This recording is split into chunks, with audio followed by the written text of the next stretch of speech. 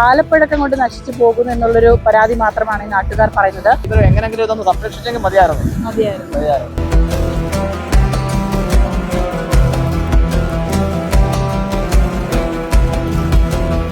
സംരക്ഷിക്കപ്പെടേണ്ടത് തന്നെയാണ്. അടുത്ത തലമുറയ്ക്ക് സംരക്ഷിക്കപ്പെടേണ്ടതാണ്. ഇനി ഒരു നിർമ്മിതി ഇതാണ് കൊണ്ടാക്കാൻ പറ്റത്തില്ല.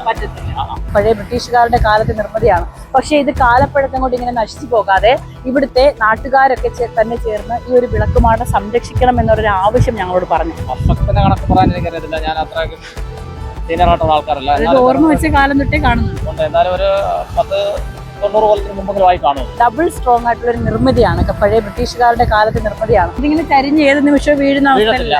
ഇതിന്റെ നിപ്പ് ഇങ്ങനെ തന്നെ കുറച്ച് ചരിഞ്ഞിട്ടുണ്ട്. പക്ഷേ ഇത് ഈ ചരിവ് തന്നെ.